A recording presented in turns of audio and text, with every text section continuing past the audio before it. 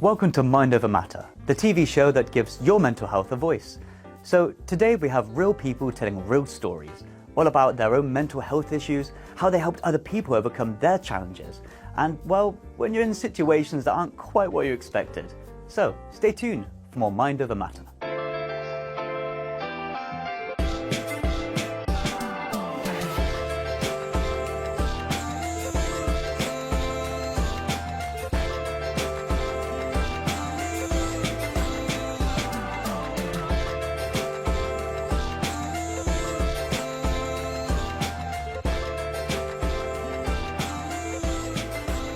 Hi Juanita, how are you? Welcome to the show, Mind Over Matter TV. So I believe you're going to share with us the book that you wrote and your background, your story basically. You've written a book called Can You Keep a Secret? Could you tell me the backstory of this? What made you write it, your inspiration around it? Most definitely. Thank you for having me. My book, Can You Keep a Secret, speaks about my own experience of surviving childhood sexual abuse from the ages of 4 to 10 by my mother's first husband. Whilst I was being abused, when I would see family members, I would ask them the question, can you keep a secret? And their response was always, it depends. And as a result of that, I was a victim of attempted rape for 6 years of my life. Now, if they had responded differently to that question, I would have been able to disclose what I was going through, and I believe that they would have been able to intervene, and that would have changed the course of my entire life. As a result of my own personal experience, I wrote a book because I want people to understand that when someone asks the question, can you keep a secret, the answer is always yes. But what most people don't understand is that this is not about secret keeping. In fact, when a person comes up to you, even if it's a friend or a peer, and asks, can you keep this confidential? Can this stay in the room? The reality is they want to tell you something, but they want to feel comfortable and confident in doing so. And so if a friend came up and said, Anastasia, can you keep this between us? When you say it depends, they're not going to disclose that they're in an abusive relationship, and even more so for a child. Now, when I do talks around the world, I explain that the purpose of saying yes is to hear the disclosure. So, for example, I know of a case of a young girl who came to school and said, Daddy was licking my cookie. Now, that was her private parts. And of course, nobody knew that, so no intervention took place. Now, imagine if this girl came to school and said, can you keep a secret? When you say no or it depends, she's just going to simply walk off. Whereas if you come back and say, yes, I can keep a secret, that opens the door for her to disclose, Daddy is licking my cookie. Now, the next step when someone has disclosed information to you is to communicate first and say to them, because of what you've told me, I'm going to have to phone the police. And I say that because people who see the book title or hear the message, they straight away make the assumption that we're keeping secrets or we're breaking trust. That is not what is happening here. Someone comes up to you and says, can you keep a secret? You say yes. Then they disclose, for example, Daddy is licking my cookie, and then you say to them, I have to break your trust and phone the police, and then you go off and do it. You don't just phone the police without disclosing that to the child first, because they may end up recanting.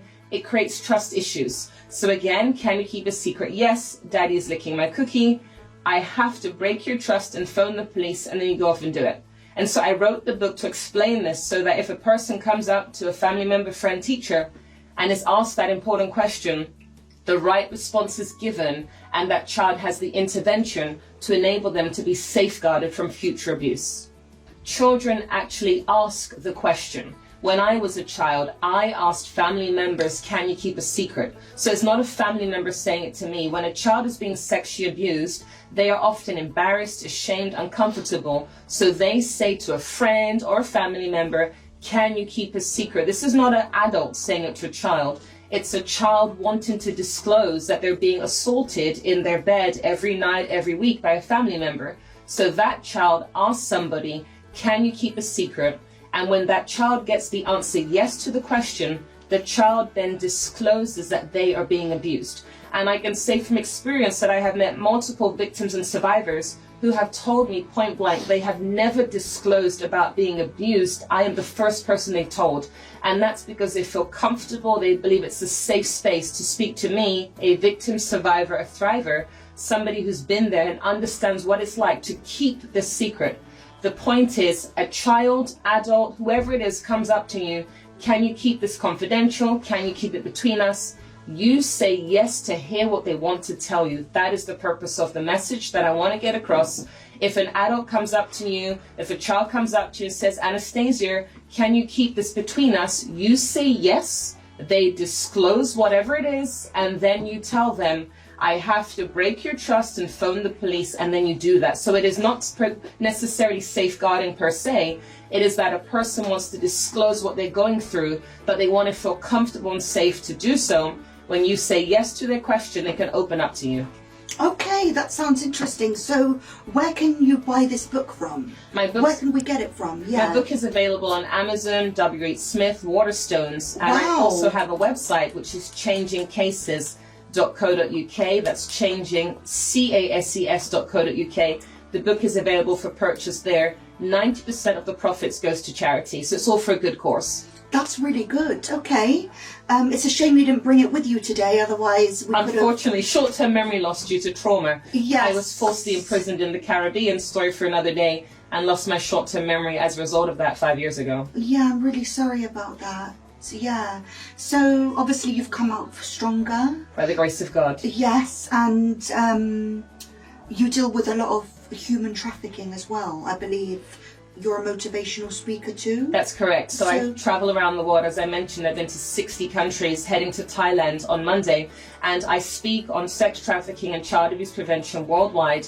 I've done a TEDx, which unfortunately is unlisted, which means that without the link it cannot be seen, but it is on my website. My desire is to educate and empower people on a topic that's close to home.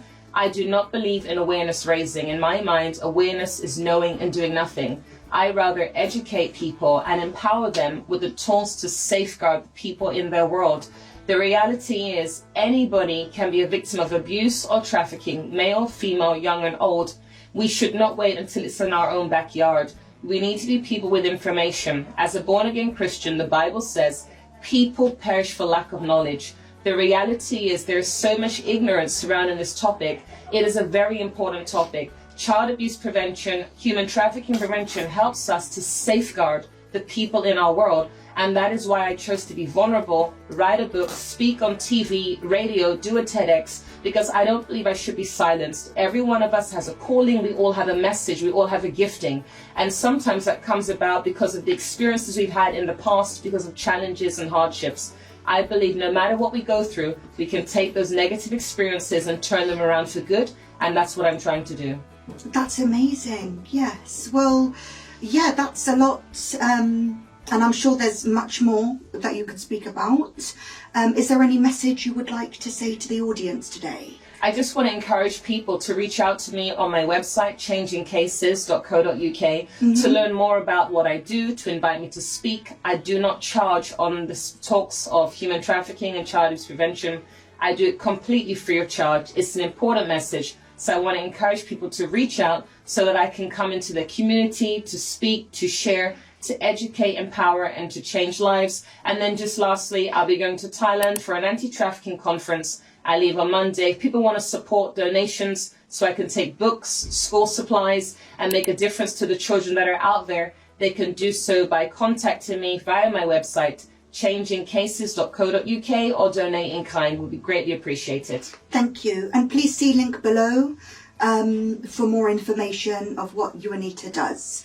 Thank you very much for coming today. And that's the first interview for today of Mind Over Matter.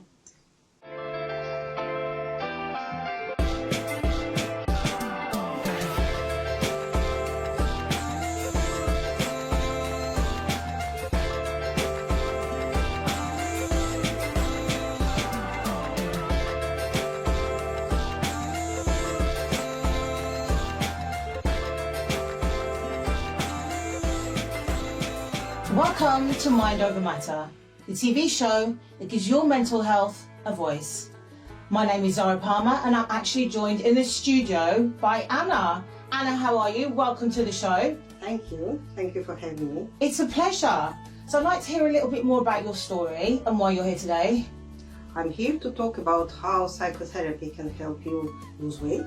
Okay, so do you want to elaborate a little bit more on that and tell us more about it? Well, what happened, as I was working as a therapist, Yes. My client came to me and they brought, I don't know, work stress, complex relationship, various issues that they were dealing with. And as they began to work through these issues and get better, they also started to do more self-care, to look after themselves better. And some of them then came to me and said, oh, I lost weight, I look really great, like how did that happen? And that made me think that definitely weight loss was connected to solving emotional issues. So when did you actually find out that weight loss was physical and emotional? Like, when did you realise that? Absolutely, it's totally connected. Yeah. And as my own example shows, I was eating large portions. I was a couple of sizes bigger than now. And I was doing it for comfort when I was tired, when I was upset. And as I was working through my issues in my psychotherapy, I stopped doing that. I just didn't need to have huge portions. And it just happened as if by magic. But of course it was not by magic, it was me resolving my past traumas. Right, so obviously you suggest to people out there, obviously the viewers, that obviously the best way to kind of deal with something is to deal with your past traumas. Yeah, absolutely. Yeah, you have to really pinpoint the recommend root that. of the problem. Yeah. So do you have any more advice for people out there that obviously have been in that same situation as you? Well, one thing is notice when you're overeating or maybe eating junk food or eating sweets, is what happened just before you started doing that. Maybe you got upset, maybe you're scared, maybe you don't want to start doing something, you're procrastinating. So once you solve this issue, then it will be very easy to stop overeating. I have to say, I know this is obviously about you, but I also have this issue as well because I tend to overeat, Okay. and I'm Yeah. actually quite inspired by you actually, that you've actually managed to lose so much weight and you've actually come this far, and I'm thinking if you can do it, then I can most certainly do it. Yeah. Yes, If you start for sure. noticing how you eat and what is your pattern, you can definitely solve it. Why is it important to approach weight goals with compassion and not punishment? Well, if you set yourself really strict goals, if you starve yourself and then if you overeat and you start telling yourself off for doing so, you'll unconsciously, subconsciously start trying to procrastinate, to avoid this diet, and then you will not succeed.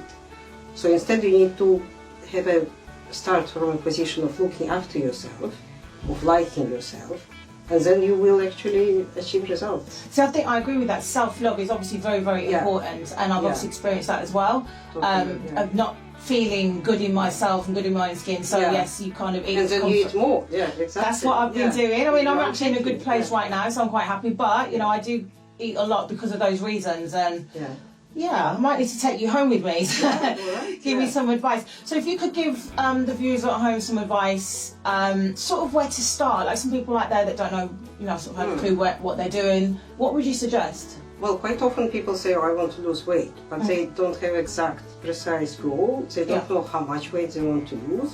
And then they start dieting and they don't know, they kind of can't celebrate the achievement because they don't know what size they want to be, how many kilos they want to shed.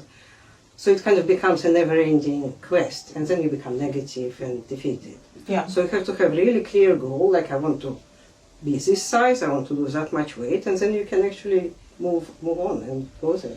What would you suggest? What would you, the gym, diets, what kind of things would you tell people is the best way to do it? Well, exercise definitely makes you feel well, so you should choose exercise that you like. You shouldn't do something that you kind of have to force yourself to do every day. You should enjoy it. And also eating-wise, you need to have a diet that you like because you have to stick to it kind of on a daily basis. It shouldn't be something really restrictive or avoiding any nice food. It just wouldn't work. What would your day actually look like on a typical diet? Well, I'm not a nutritionist, so I can't exactly advise you which products to eat. There is a lot of good advice out there. I myself follow Zoe Science and Nutrition. I really love their podcast. But it should be something that you can maintain on a daily basis. Like even if you go out, you could choose some foods that you can actually eat rather than starve yourself. Yeah. So it should include lots of different products, lots of fruit and veg, and probably avoid ultra-processed foods. That's one- that is the main that's thing. one Yeah, tip. because that really is probably Because a that makes you sign. feel kind of ill and psychologically unhealthy.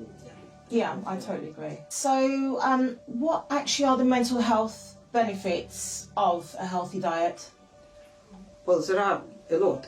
I mean, it's more benefits of you're avoiding negative results and consequences of eating unhealthy diet like ultra-processed foods, because if you have lots of ultra-processed foods in your diet, that might lead to depression, anxiety, all sorts of inflammatory disorders, which is not great. So if you avoid that and eat fresh vegetables, fruit, just fresh foods, or cooked yourself, then you will feel better mentally. Definitely you'll have more mental clarity after even a few weeks on this kind of thing.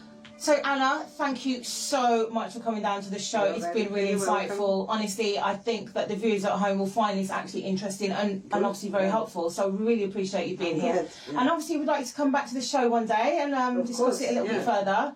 further. Guys, thank you so much. This is Mind Over Matter. Take care.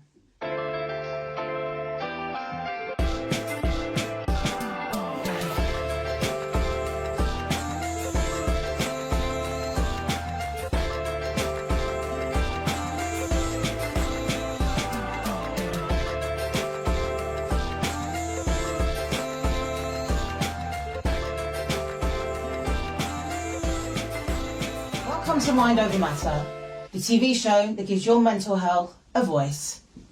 So, we'd like to welcome Steph Hi. to the building. How are you? I'm okay, thank you. How are you? I'm good, thank you. I'd like to say thank you very much for coming down to join us. welcome. And I'm actually quite excited to hear your story. For the viewers at home, I actually have ADHD, and this is what we're actually talking about today. So it's definitely something that I'm interested in talking about, learning more about, because I've recently been diagnosed. So I'd like to hear more about your story. Interesting, yeah, of course. So, since I have been a child, I've always known I do things differently to everyone else. And especially going into adult life, I think that becomes more obvious when you have children as well. So in terms of doing things different, it's quite obvious sometimes, like when I was at school, children, like teachers would tell you to be quiet. Normally children would be like, okay, whereas I wouldn't know when to shut up. Sounds like me. I was like hyperactive, impulsive all the time at school.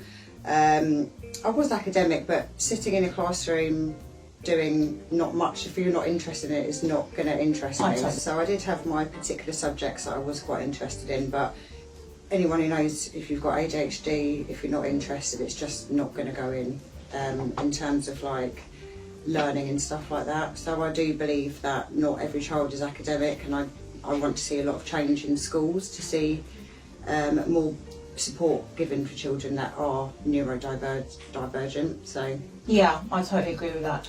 So, so you was diagnosed recently, and you said that was obviously a bit of a surprise. Yes. How did your family actually take that? Like, what I did they think say about it? it was kind of like, I knew personally that there was always something different, and it was put down as depression after I had my daughter, so it was postnatal depression. Yes. So I have been on antidepressants for the last 5 years, but still having the same struggles. So I kept on going back to the GP and saying, you know, I'm still having the same issues, perhaps it's something else. And it was only when I was a support worker for autistic children and I had to do autism training that I actually learned a lot about myself, because what I was reading about and learning about, a lot of it I sort of resonated with.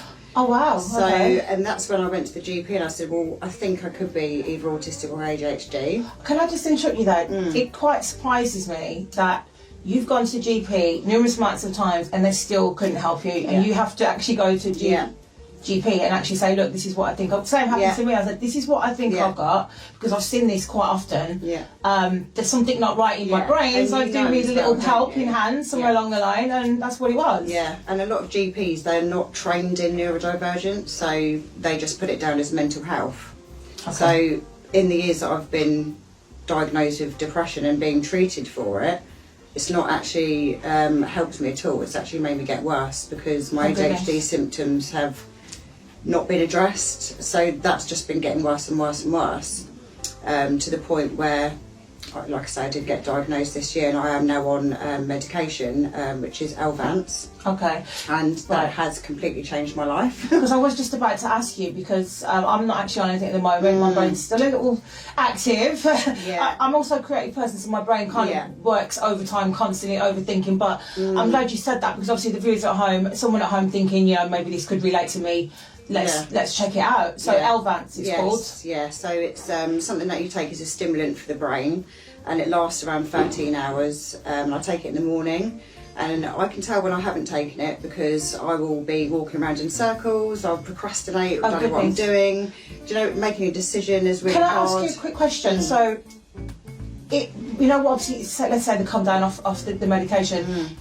Is it worse when you don't have it? Is it more noticeable, or is it just you just going back to how you do know yourself? Yeah, so there has been a few times whilst I'm on the treatment that I've had quite a high dose for myself, which has been too much, where I haven't really been able to sort of focus on other things. I've just been really sort of 100 miles an hour, so I've had to reduce that dose again. So every person has a different dose, so it's really important to find that right dose for you as well. Yeah, I'm glad you said that. So once the one that I take in the morning wears off, I do have another one now that I take in the afternoon, which is like a 5-hour stimulant. So it works alongside the one that I take in the morning, and it just takes me through the extra bit in the evening if I need to do things or if I need to function. So I would normally take that extra one in the afternoon. But absolutely, if I don't take it, I know that I've not taken it. So that means, do you think that you'll always take them? Or can you wean yourself off them? Yeah, so this is one thing that I think with ADHD, you can be treated for like a year, and then you can sort of decide to carry it on or not. So it just depends on how your symptoms are, because everyone's different. So Okay. it just depends. Obviously, I just wanted to kind of talk about the stigma that's attached to ADHD. Obviously, people have their opinion what they think. Can you kind of just talk a little bit about that? Yeah, of course. So I think since being diagnosed as well, a lot of people have said like, oh, really? Oh, it's like, well, yeah, it's been obvious to me. But I think when you're not medicated, or especially myself when I wasn't medicated, I would procrastinate over everything. Even washing up, it would take me like a good few hours to get in my head that I need to wash up. And then you put that thing off, and then the task and then you end up with piles of stuff. And then you think, oh God, people must think I'm lazy, or Yeah. but it's not. It's just down to organisation, planning, and looking after yourself. Really, I think it all comes into a big bubble. Really. Yeah. Okay. So now you're on medication, do you find organising yourself a lot easier? Absolutely, and it comes about in thinking. I don't procrastinate about anything anymore. Oh, brilliant. I just do things, rather than before I'd sit there and be like, oh no, I don't want to do that because of this, or what if that goes wrong, or you sort of kind of talk yourself out of things sometimes. Yes. And with medication, it was almost like an instant light bulb had been switched on. Oh wow, incredible. And I would 100% recommend, if you think you've got ADHD, get the right diagnosis from the right people, because the GP, they don't know about neurodivergence. You need to go to a service like ADHD 360 is the one that diagnosed me, Okay. and I'm being treated with.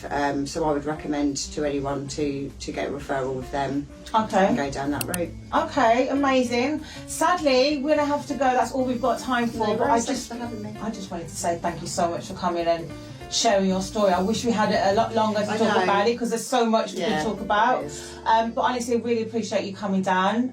Guys, Thank you. that's all for today. Thank you.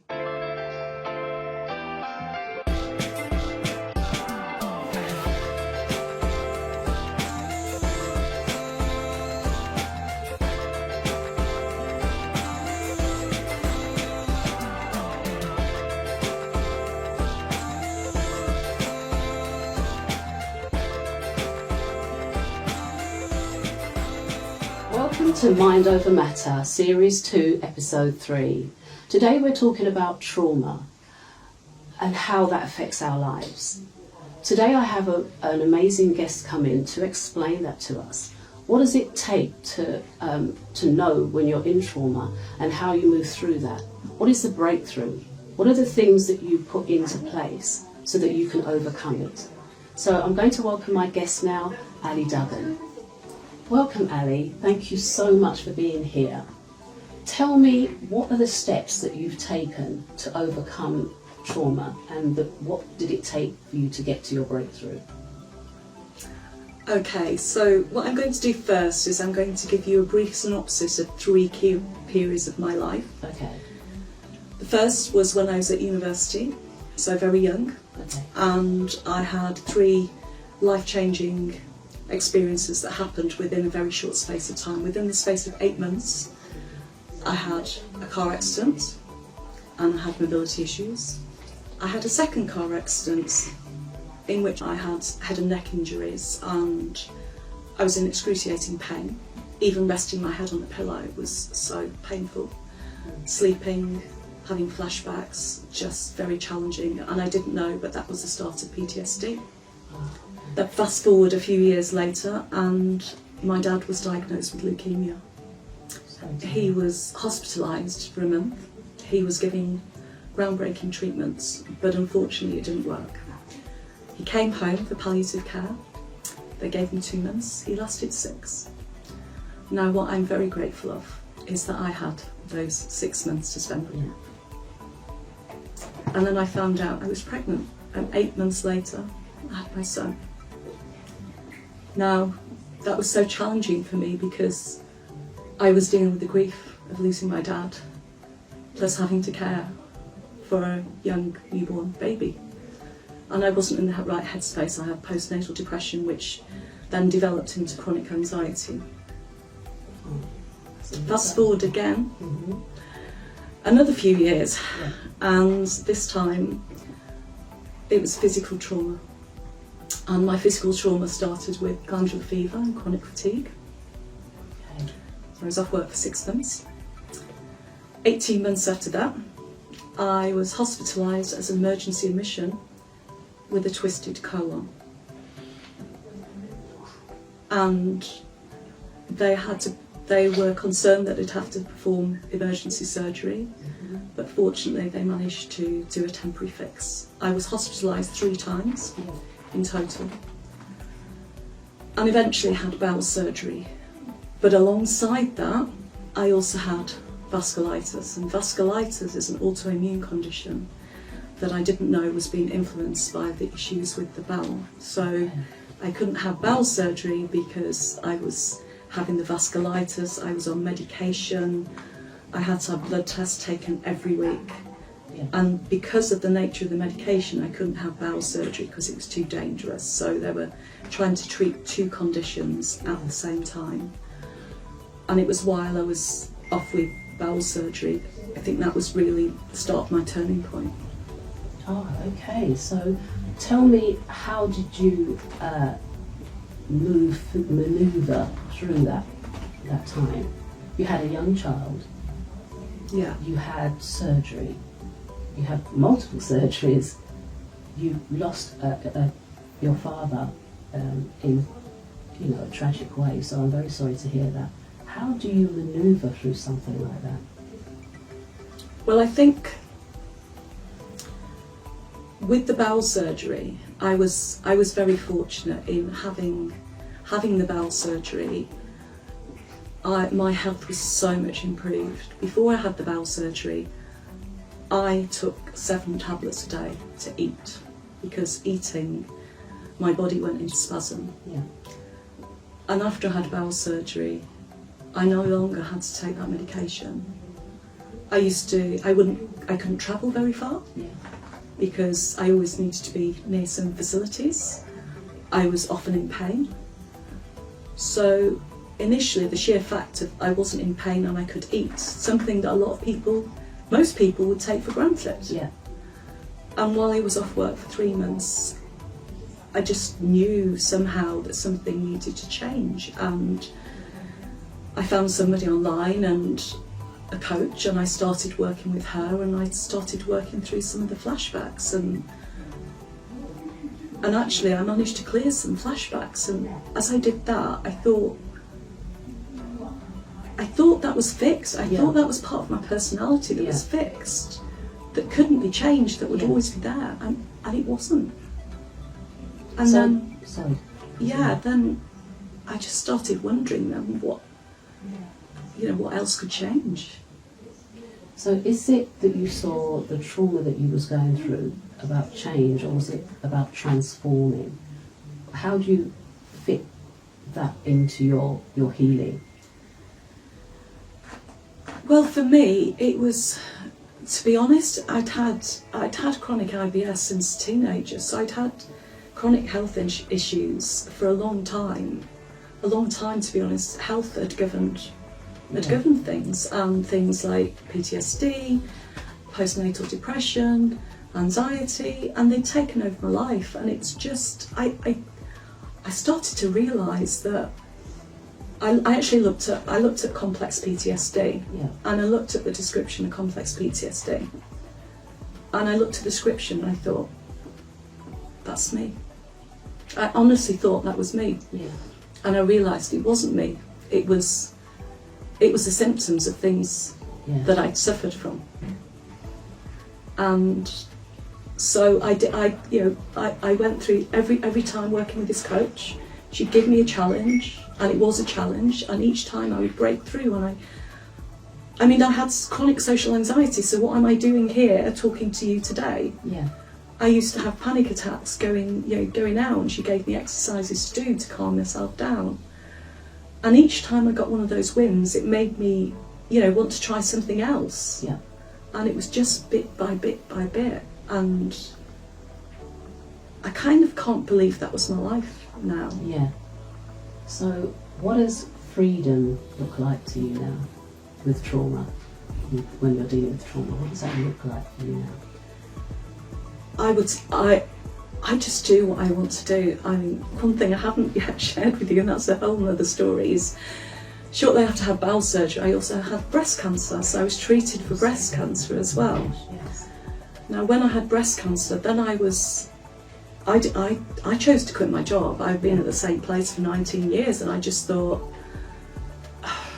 if these things are just going to keep happening, then I just want to give life a chance. And somehow it just took away a bit of fear, and now I just work within my own fear, and I go, is it a real fear? Is it just, or is it a bit of excitement, because they both feel the same? And if there's something I want to do now, I just go for it. I just go for it, honestly do.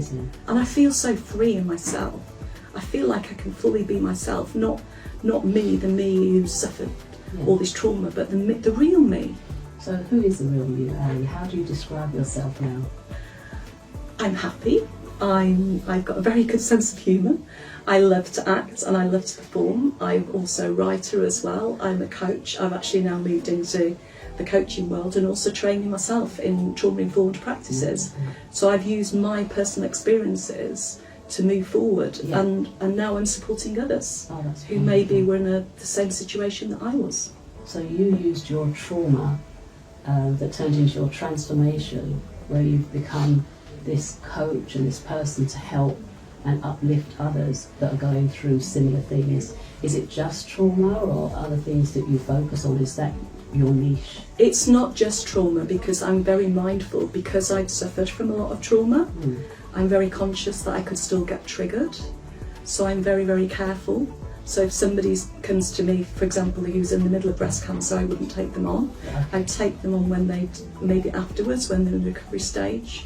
But anybody who's in a life transition, so it could be through loss, it could be through health trauma, just a variety of things, who's just ready to take that next step and move forward in some way. Okay, so if there's anybody listening to this podcast and they need help, that they relate to what you're saying, how can they find you? There's various places you can find me, but I would say the best place for the listeners would be on Facebook currently. So I'm Ali Duggan on Facebook. And then if they get in contact with me on Facebook and they want to know more about me and what I can do, then I'll redirect them accordingly to the best place to connect with me.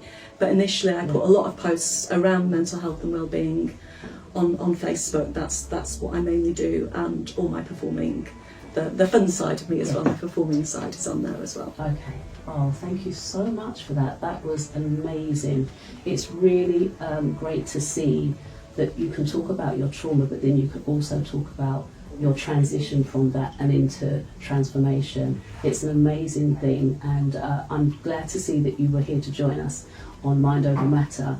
It's an important issue, and hopefully you can come back and we can speak to you in 6 months' time and see how you've got on and where you are. Thank you very much. Thank you so much. Thank you everyone for joining us today on Mind Over Matter. This was an amazing, amazing interview. I hope that you've got something from this interview, and don't forget to contact us through our website if there's anything, questions that you need asked. Thank you very much. I'm Denny Miller. Thank you.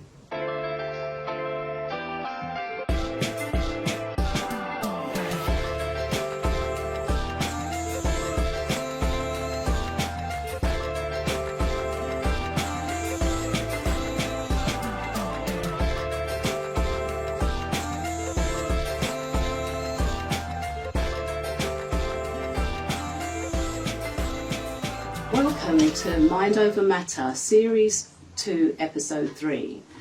Mind Over Matter, the TV show that gives voice to mental health issues.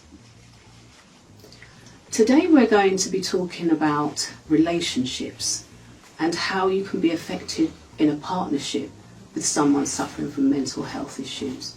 Today we have a wonderful guest with us today to tell us her story and how she has coped with the challenges and barriers in dealing with that in a relationship. So I'd like to welcome Winnie. Welcome, Winnie. Thank you so much for joining us today. Hi, Denny, and thank you for having me. You're Hi, very everyone. You're very welcome. So tell me, how has your relationship gone from somebody that you knew, that you thought you knew, to somebody that seemed like a stranger?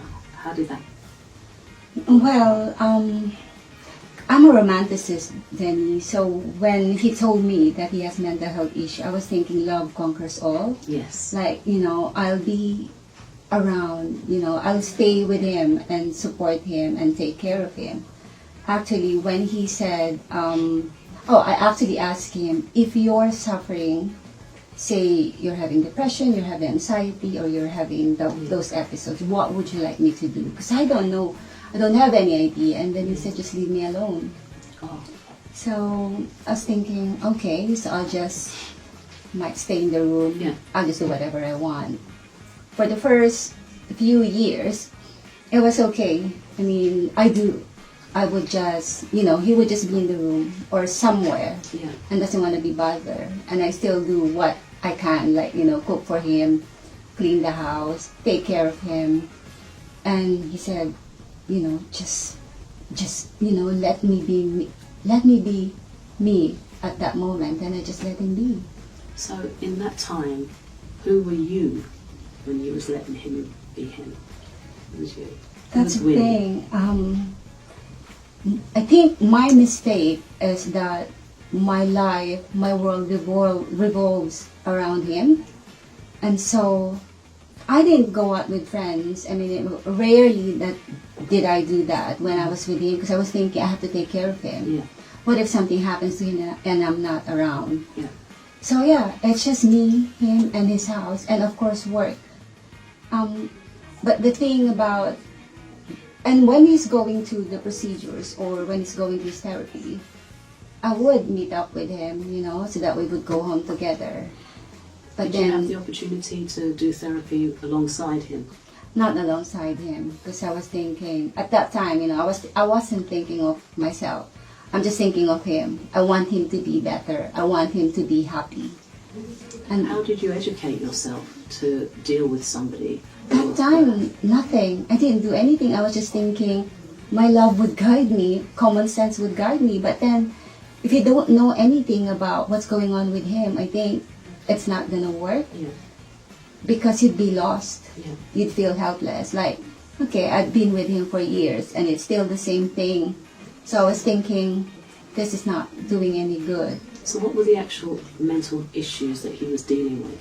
At first he told me he has anxiety, he has depression.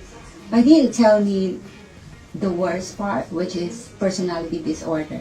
I forgot that term, but he has that issue. And then it became worse through the years, wherein you wouldn't know anymore whether you're talking to him or the other personality. So that was kind of scary on my part, that which leads to cheating. Some people would say he's just using the mental health issue to cheat on me. Yeah.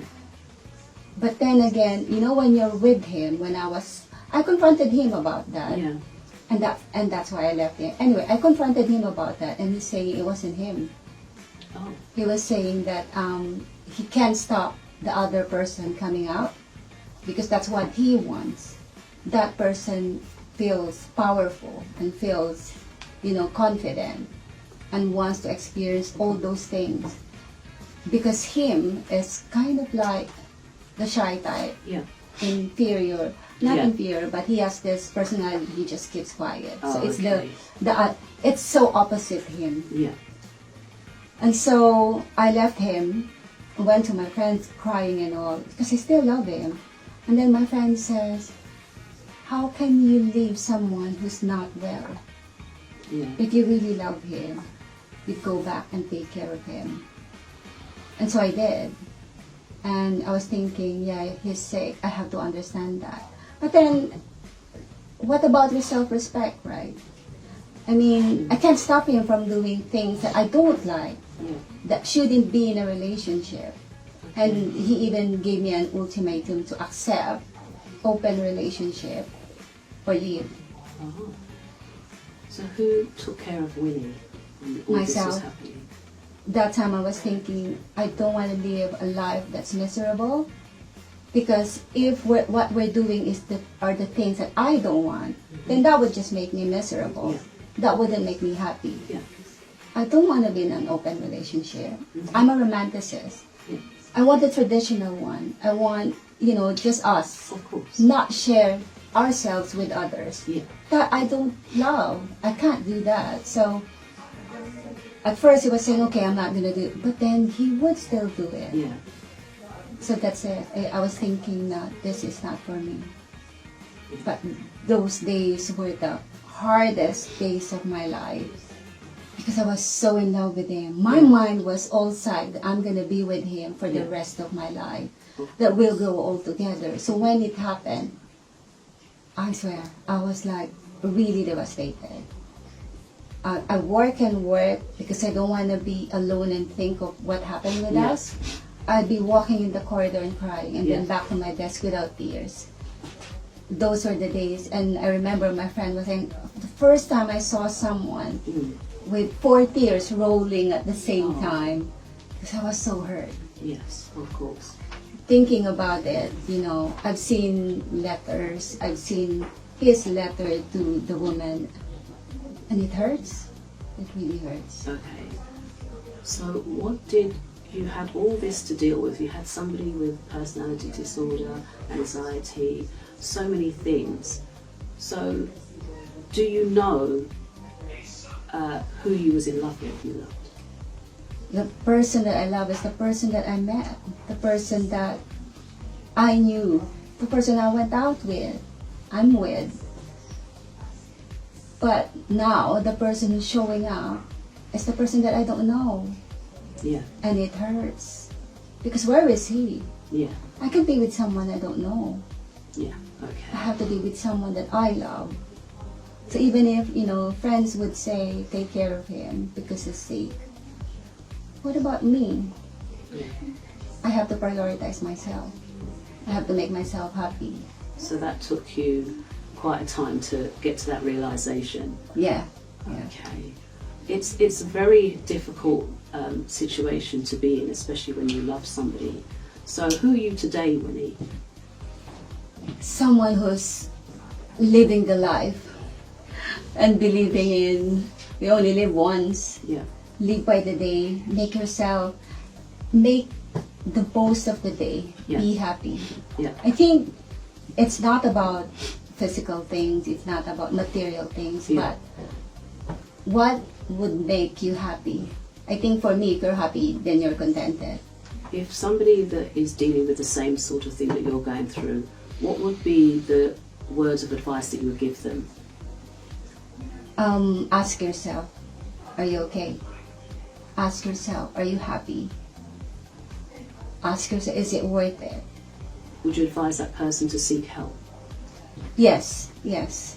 Because if it's just on your own, it's difficult. Okay. And also, you know, that's the time that you go out with friends and family. That's the time that you have to be them. I'm grateful with my friends because even though I chose him before than them, they were around when I fell. So yeah, it's just, it's hard when you love someone and that someone doesn't value your love. Yes. But I know it's different because he has mental health issue, but it's just so when it's a heavy love, you know, Yes. it's like you devoted your life to someone and left you. So yeah, that's difficult. And although it's been in the past, and I know people would say, why is she still crying? Then that means she's still in love. I'm not in love with him anymore, but It's the situation, memory. Yeah, it's it's the memory. the emotion of the memory. Thank you so much, Winnie, for sharing that. I know Thank there's you. so much more to your story and what you've been through, and it would be lovely to have you back to discuss this and open it up further. So thank you, everybody, for joining us today to listen to Winnie and her story. If you have any issues with the topics that we've been discussing, don't hesitate to email us. And it'll be lovely to see you join us on the next episode of Mind Over Matter.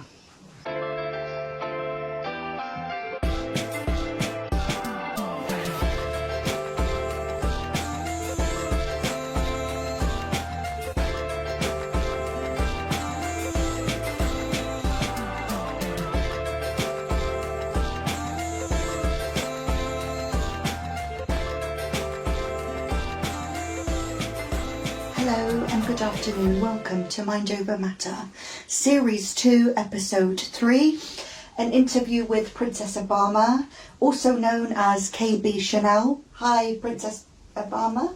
Hi. She'll be talking about bringing her husband into the UK, to do with immigration and relationships. And as we say, what if the act of kindness broke you? What if helping someone you love, they let you down? Studies say by the American Migration Policy Institute reveals that stress related to immigration sponsorship doubles when extended family are involved. KB Chanel, our guest, can talk about that more. So let's touch a bit on that. It sounds like an emotional story. Did you ever blame yourself for bringing him over, and how did you begin to shift that blame? Every day I look back and I say, this is one of the worst things I ever done. Actually married my ex-husband and literally bring him over here. Bringing him over here, I was already mental, to be honest, and he gave me more of a mental health issue more than anything else, in the sense of ignorance. When you want something and you don't give it to him, you throw a tantrum. So it wasn't the fact that he used you for a visa, it was more to the fact of how he treated you? Or it was both? It was both. It was both, actually. For me, it's actually, he used me to come to the UK, actually. And he actually cussed me and told me that too. And he must have changed after he got his visa, right? After he's got his first 2.5 years, Yes. then he began to turn into somebody else I don't know. And when I see all of that, I decide that I'm not going to help him to get his visa again. And somehow he kind of pressurizing me into get it for him again. And I kind of give in and get it for him again. But the way this man is ignorant is like, put it this way, he wanted his driving test. Okay? I helped him with that. And then I decided, you know what? You need to do this yourself. And then he asked me for like £250 for him to do the driving. I'm like, no, I'm not giving you any money. Do it yourself. And he was literally crying for that £250. And after you get that £250, it's like the arguments begin.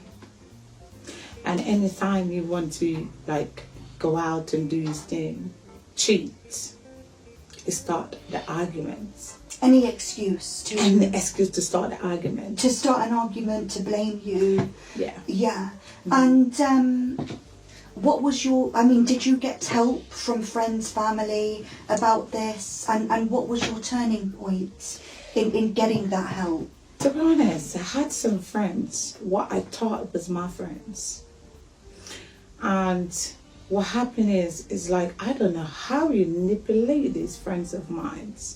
But it actually went to my friend and told them one whole heap of crap.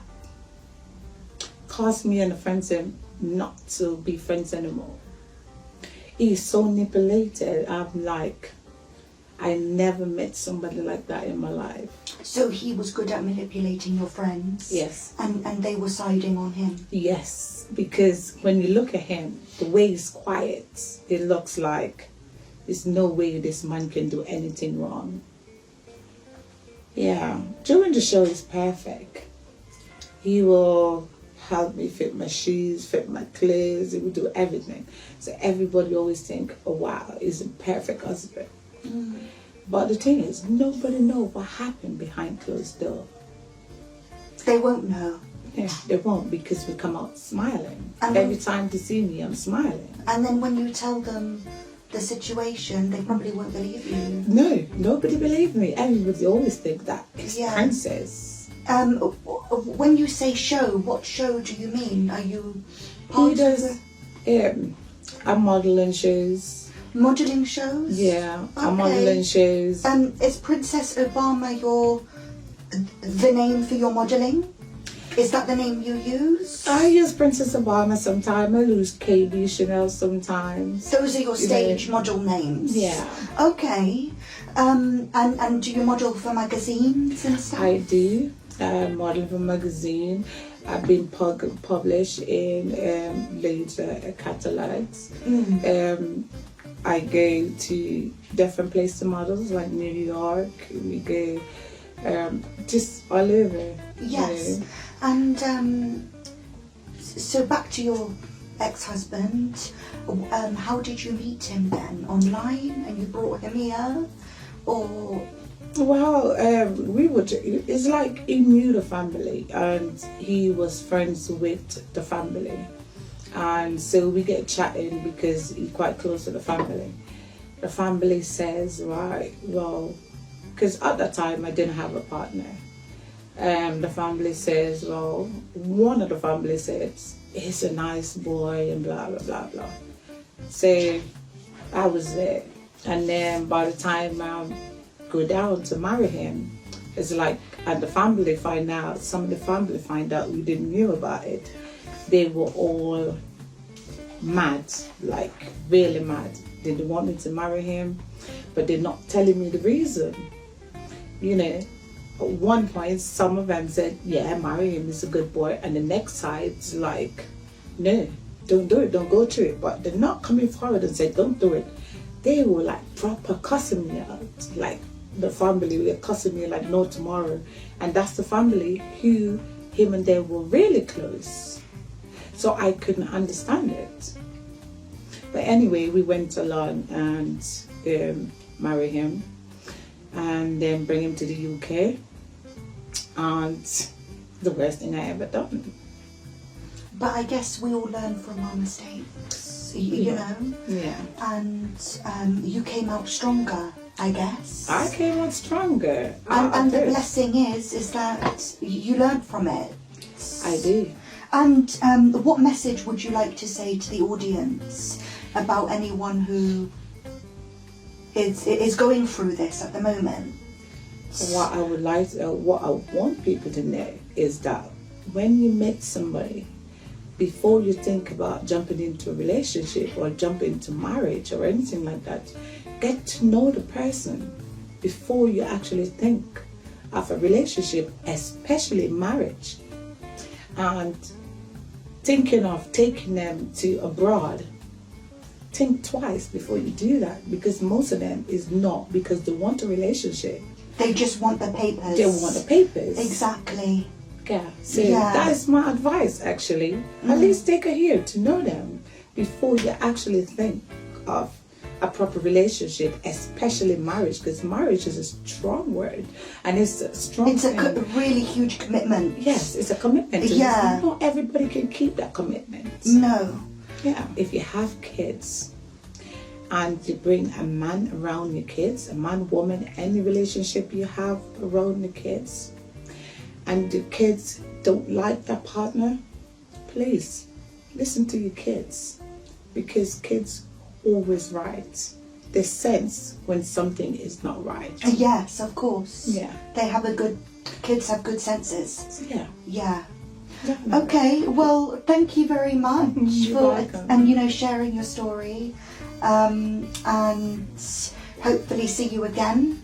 And yes, that was Princess Obama on the show today, and please stay tuned for the next episode. Thank you and good night. Thank you for having me.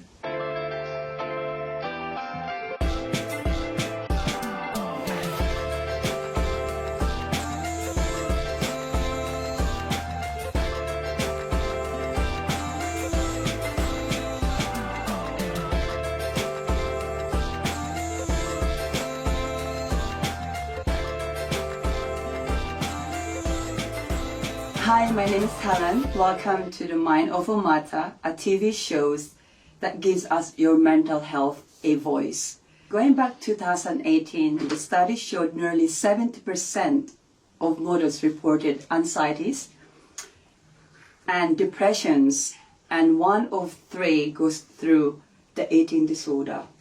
Let's welcome Danielle today. Danielle will take us back to the world of pageant and beauty. So do you think those statistics reflect your experience, Danielle? So take us back to your story. Not my personal experience, but it depends what you're going for, because obviously it's there's a huge spectrum of modelling, fashion, pageantry. But pageantry actually has really helped me, and my most recent pageant that I did was Beauty and Brains, and that was an amazing pageant, but I was a host for that and a judge. Okay. Now that pageant is so empowering for women because they have to undertake apprentice style tasks like baking, selling, merchandise, and presenting, and so it's very empowering. The face of pageantry is changing, and I fully support pageants like that. That's good. I also won an award which I'm very honoured to receive because of my work in pageantry, because I stand up for the underdog and really promote integrity in pageantry. Wow.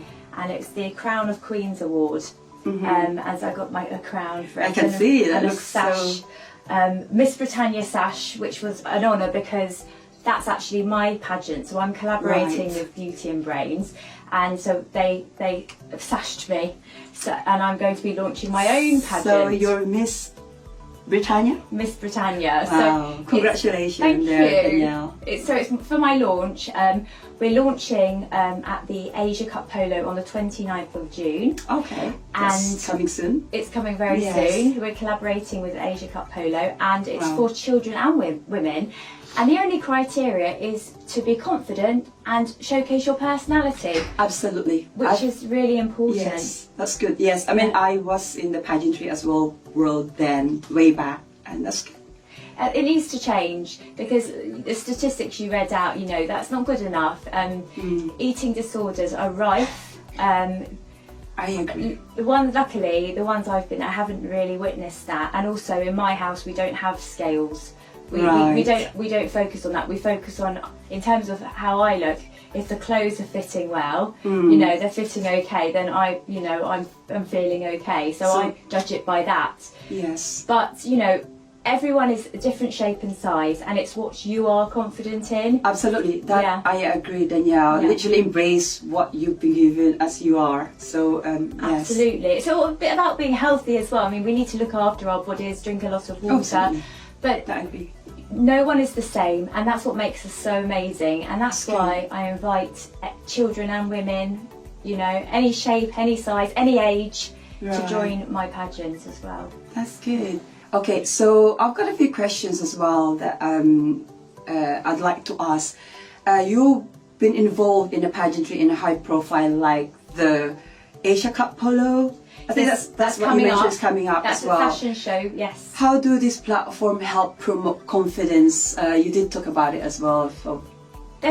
Everyone thinks, they call it a beauty pageant. I want to get rid of that term beauty pageant. Yes. It's not acceptable anymore because it's so empowering. It's not just that when you're on the stage, it's the work you do in the run up to the stage. So we need to change all those stereotypes. Stereotype, yeah, that's the right words. And there's so many people that will say, oh, beauty pageant still, and I just want to throw that term in the bin because well done. It's like a goalpost. Every pageant you do, you're becoming your best self in every way. Yes. So your appearance, how you take care of yourself, your poise, how you are as a person. I agree. So I'm doing a pageant in August. I'm doing another one called Diamond. Well done. And they're amazing, and that's my goalpost to improve myself as well. So I think that it needs to be, it's not just on stage and beauty, it's about your journey, and it's about being, the judges need to look at your journey. It's not just on the day, it's about how you are as a person, your consistency, your hard work. Yes, well, thank you. Thank you for sharing us your story today, Danielle, and literally changing the behind the scene of pageants and fashion. So all women should be equal. Everyone's beautiful. Absolutely. Everyone I is agree. beautiful. Yes. And I encourage women to have a go at this because it's not what you think. So any age can... Any age. So for my Miss Britannia, any age can go from age 5 so I can 50 join. plus. Yeah, any age. Brilliant. Because thank you. I was in the first pageant and I stood up for the older category, and these women had been in pageantry for 50 years, and I have a lot of respect for those women, and age is just a number at the end of the day. That I totally agree. Age is just a number, and it depends on how you literally look at yourself. Absolutely. And introduce yourself to the world. It really is. Well, thank you so much, Danielle, for sharing your story today about beauty and pageants. Thank you. Thank you.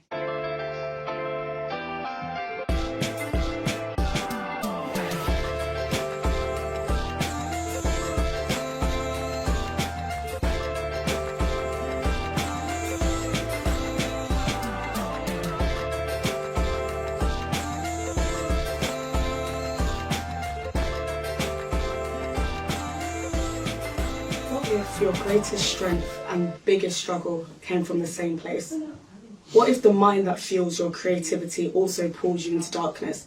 Our today's guest, Esther, knows this well.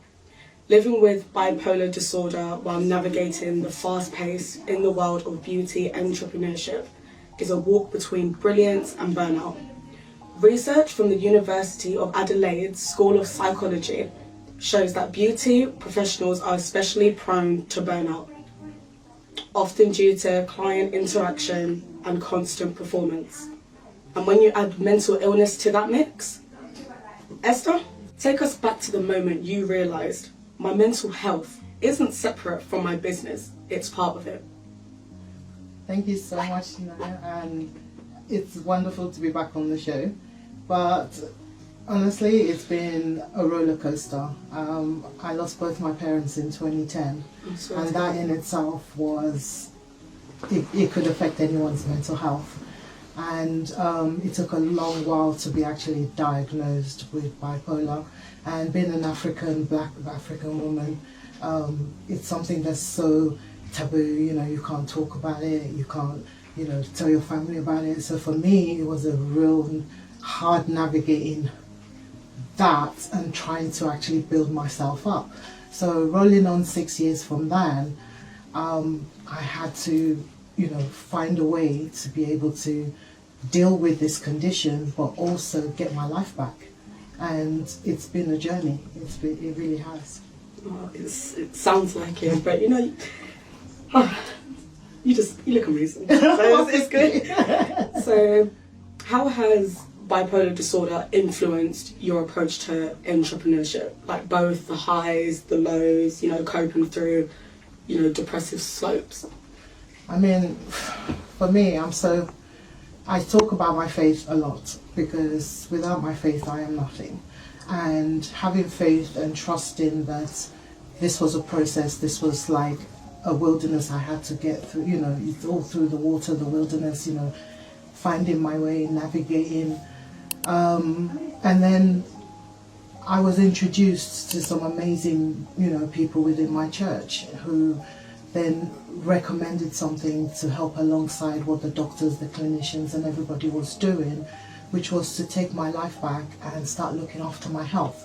So for me, it's going through the highs and the lows. The highs, you're very creative, you want to do everything at once, but you have to get the balance, because if you go too far, you're going to have to, stop yourself and just think, hold on a minute, I need to now slow down, otherwise I am going to burn out, So for me, it's about putting things into boxes, dealing with what's important first, and being myself. It's a world that's so surrounded by people not actually knowing about the condition or not understanding what it's about or what that person is about. So I had to find myself again, and it's definitely been a journey. Wow, that's inspiring.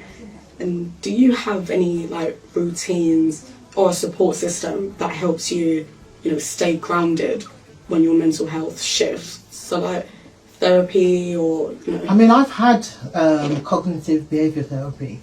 I had an amazing therapist, Petra. I know no one's going to know who you are, but I know who you are. She was totally amazing, especially through the pandemic, because I then found myself back in a box again. I thought I'd come out of that box, and now I'm back in a box, and your mind races, you race, and you're thinking, what's next, what do I do? But through the teachings and the learnings that, that she instilled, and I just say, okay, what do I need to deal with first? This is the most important part. That's the bit that I need to focus on.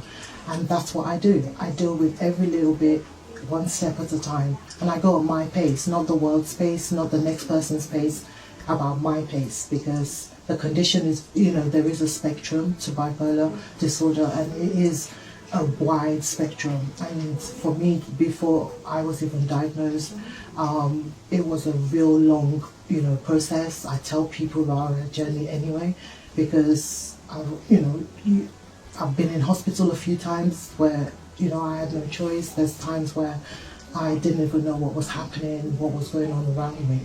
So having something to focus on, like my business, and being in health, wellness and beauty as well, has really channeled everything in the right way. You know what I mean? I feel like I can tackle anything so long as I am taking things at the pace that suits me and the pace that works with me best. No, that's good. Keep on going. I'm trying to. So that obviously leads me to my next question. When you spoke about helping other people, so what would be your advice to others balancing mental health and ambition in high pressure industries? So would you say let go of comparisons? What? Absolutely. I mean, first and foremost, be your authentic self. You cannot be somebody else. You can only be you. Okay? You need to take it at your pace. And for me, personally, I would say, what is it that actually drives you? What is it that gives you passion? Because when you have a passion and you have something, you're not focusing on the fact that you have a health condition. And that's what I don't want to focus on. I want to focus that in spite of my health condition, I can do X, Y, and Z. It's been, like I said, it is a journey.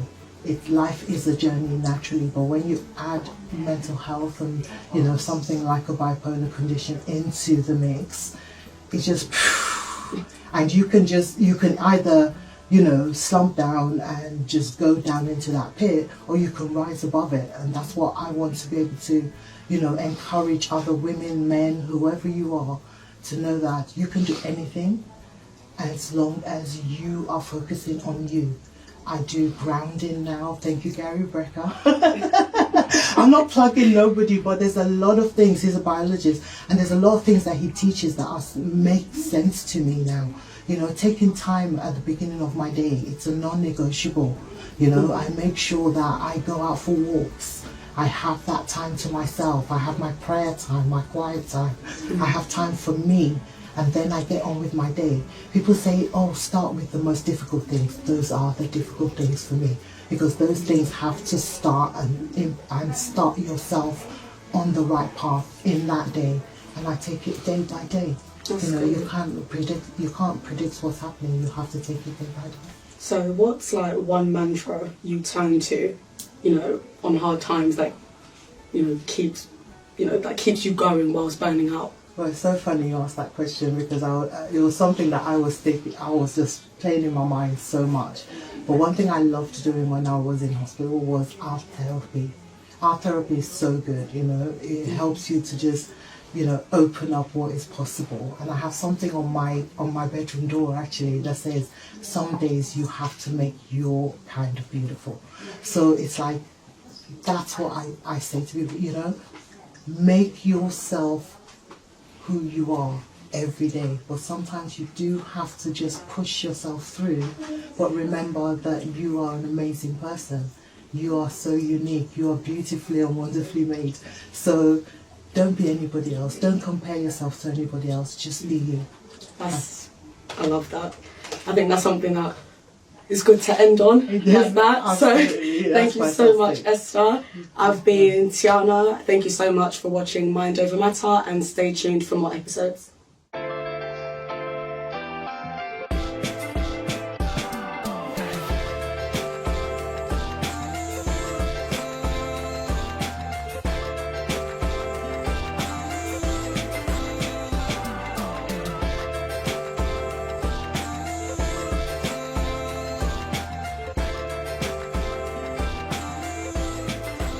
Hello, welcome to Mind Over Matter, and I'm here to interview Tiana today and the rest of the team.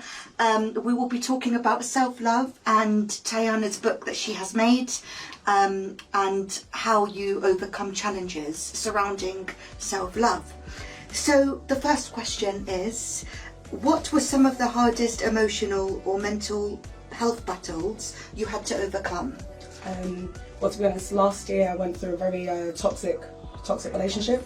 It was very draining, abusive, emotionally, financially, physically. So that was really challenging, especially having to retake one of my university years. But, you know, yeah, I think that was very, very challenging for me. And what are your thoughts on like self-love and everything? Did you find something to empower you? Was the book empowering? Because that's the thing that stood out when you said that. I'm sorry to hear about your experiences. But empowerment can really help you get you out of that situation. Is that what you found with the book? 100%, because once I did my therapy sessions, I went, you know what, I need something more. So I decided to put it on paper. Yeah. So this experience encouraged you to write the book, basically? 100%, yeah. And was it like closure for you?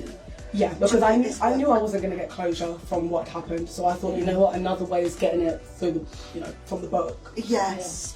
What's your book called? It's called Embody Your Beauty, Affirmations for Self-Love, Style and Confidence. Is it already released? Wow. Not yet, it's a work in progress. There's going to be 25 chapters, plus a bonus one. I look forward to it. Yeah. I look forward to it. It sounds amazing. Are you be able to say that in the market, in the shop? I'm hoping to. I'm hoping to. Yeah. Should. Yeah. We can help you with That would be nice. And was there a moment when you realised, you know, this is not who I am, and I'm better than this situation. Was there that kind of moment you had? Oh yeah, like the amount of times I cried. Once I found myself on the floor going through all of that, I went, you know what, this is not me. When I was going out partying like basically every single day or every single weekend, I was like, this is not me. This is like, don't get me wrong, having a drink here and there is fine, but when I was going out partying, I knew something was wrong. So I decided to reinvent myself and then come back better and stronger. You know, I can relate to all of that, what you just said. I can relate because I've been there. You know what I mean? When you touch a depression bit, when you don't want to go out, you don't want to see no one, you don't want to speak to anyone, you're just all alone and just feeling like, you know, it's time to tap yourself.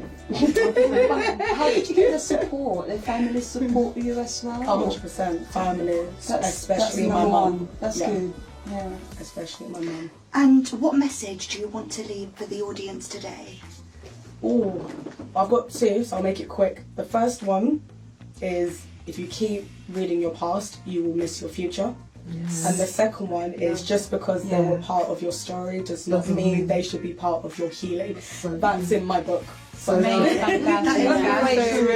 so true. Yeah. So true. Yes. And it's the same with, you know, whether it's a breakup, whether it's a health condition, whether it's whatever it is, if you are allowing that thing to define who you are not loving yourself enough. You have to give yourself daily love. You have to give yourself daily affirmation. Yes. So I ain't telling you it's easy. I'm just telling you, you've got to do it every day. You've got to look in front of a mirror, stand there, butt naked. I don't care. But you've got to tell yourself, I am beautiful. I am amazing. I am fantastic. Embrace I am beauty. kick-ass. I am going to crush this But thing. you know what happened? You know? You've got to do that. There comes a time when you look and you know enough is enough. And this is the time when you're going to get up and do something about it. This is what I agree as well. That is true. But you've got to constantly be doing it, because it's a constant thing. You know, you're still going to have your down days. You're still going to have days where you don't want to get up and do X, Y, and Z. But you're just pushing yourself through. And I'm so proud of the fact that I can't wait for this book to come. I just want to say that it's not strictly about relationships. It's about everything. Just to clear that up. Well, we'll definitely let us know when it's out. Yes, absolutely. I'm looking it's on my forward to it. Instagram, check it out. What's your Instagram? Tay_Peters. TEY_Peters. Nice. Connecting straight up. So, thank you everyone for attending today. It's been really nice. The team is lovely, and the production team as well. I was just about, if I could just say one thing, you know, I've been on this show with Anastasia a few times now, and having this platform, having you guys, Gary and everyone, you know, dedicating their time to Mind Over Matter. I mean, this is fabulous. We've had fantastic things happening. You know, it's now on TV, you know, it's streamed everywhere. So get the word out. This isn't just about us. This is about all of you. And global. The beauty of it is a real story. Real people giving their story and what's that is happening. what's important. Because, you know, if you don't have your mental health, if you don't have you, if you don't have love for yourself, forget all those other things that you want to do, it's not going to work. You have to learn to love you. Be comfortable in your own skin, be who you are. And know that you are enough. You are enough. And you're loved. No matter what you've been through. And exactly what I'm saying is, like, those challenges are not you. You are more than that. And you can do anything.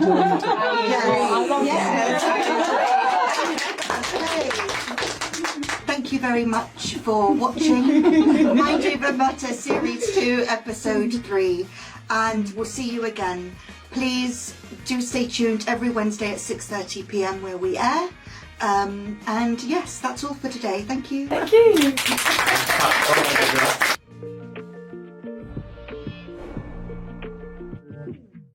Well, folks, thank you so much for joining us here today on Mind Over Matter. We look forward to seeing you on the next episode soon. Take care.